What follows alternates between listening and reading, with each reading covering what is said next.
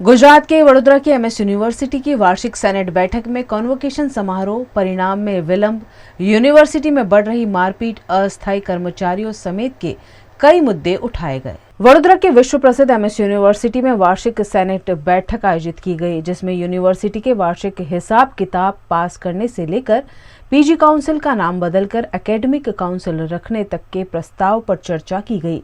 इस दौरान यूनिवर्सिटी के सेनेट सदस्यों ने कई मुद्दे उठाए, जिसमें एमएस यूनिवर्सिटी के कॉन्वोकेशन समारोह में राज परिवार और छात्रों का अपमान मुख्य रहे। इसके अलावा परीक्षा के परिणामों में विलंब और यूनिवर्सिटी के कर्मचारियों के हक में कई मुद्दे उठाए गए।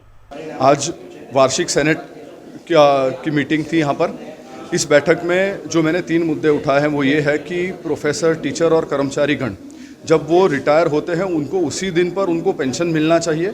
उसके लिए उनको कहीं पर भी धक्के खाने की ज़रूरत ना पड़े, ऐसी एक प्रणाली और प्रथा हमें रखनी चाहिए।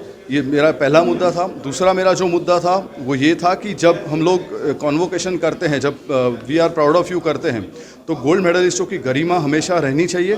ये मेरा दूसरा मुद्दा था। और तीसरा और जो अंतिम मुद्दा था वो ये था कि जब यूनिवर्सिटी की हम बात करते हैं तो हम बिल्डिंग्स की बात करते हैं। बिल्डिंग किस तरीके से नए निर्माण कैसे हो सके, किस तरीके से डीन और फैकल्टी को हम सपोर्ट कर सके, ऐसे 3 विविध मुद्दों पर मैंने बात की है और आज उसमें सिंडिकेट में मेरी रजूआत की है। विश्वविख्यात महाराजा सयाजीराव यूनिवर्सिटी की सेनेट की बैठक में बहुत सारे मुद्दों की चर्चा हुई। सबसे बड़ी बात ये थी कि इस बार जो पदवीदान समारंभ था उसके अंदर महाराजा सयाजीराव गायकवाड़ के वंशज महाराजा समरजीत सिंह गायकवाड़ और उनका सम्मान नहीं रखा गया। पहले तो विद्यार्थियों के जो ये समारंभ था उसमें विद्यार्थियों का भी अपमान हुआ, गोल्ड मेडलिस्ट का भी अपमान हुआ। मैंने भी बॉयकॉट इसीलिए किया था कि जो सेनेट के प्रोटोकॉल होते हैं, पदवीदान समारंभ की जो महिमा है और उसमें विद्यार्थी के जीवन में उसको पदवी मिलने वाली है, उस प्रसंग में अगर इस प्रकार का जो अंधाधुंधी था, मिसमैनेजमेंट था, वो बहुत बड़ी बात थी। सिंडिकेट मेंबर ने बोला और आज सेनेट ने, रजिस्ट्रार ने माफ़ी मांगी है रॉयल फैमिली से, विद्यार्थियों की माफ़ी मांगी है।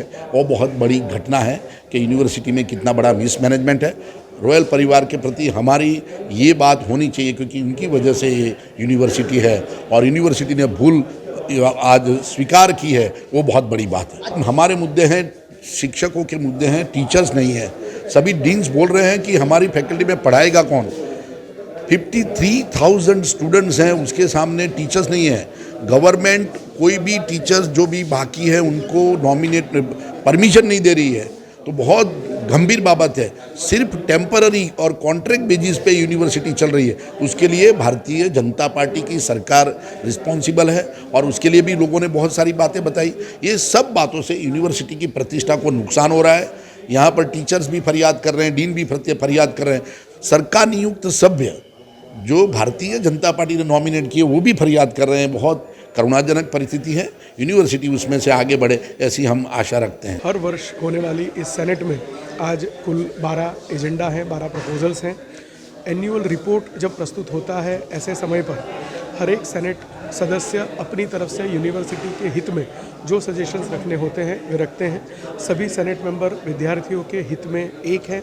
विद्यार्थियों के कारण यह यूनिवर्सिटी है, विद्यार्थियों के लिए ये यूनिवर्सिटी है। तो यूनिवर्सिटी के एग्ज़ाम्स के विषय, रिजल्ट्स के विषय, इंफ्रास्ट्रक्चर्स के विषय, जो हमारा टीचिंग और नॉन टीचिंग स्टाफ है उसमें बहुत समय से अपॉइंटमेंट रुकी हुई है।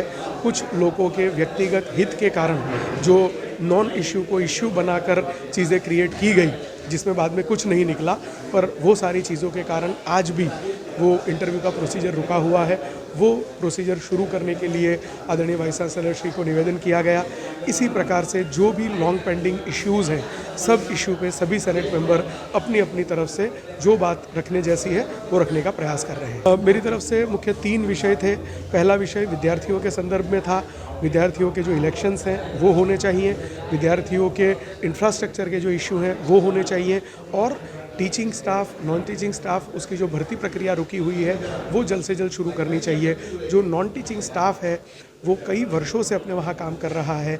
ऐसे लोगों के आंदोलन के समय यूनिवर्सिटी ने उनको जो जो प्रोमिसेस किए थे उसको हो सके उतना जल्दी फुलफ़िल करना चाहिए, और जो टीचर्स के प्रमोशन का इशू है उसको हो सके उतना जल्दी हाथ पे लेना चाहिए।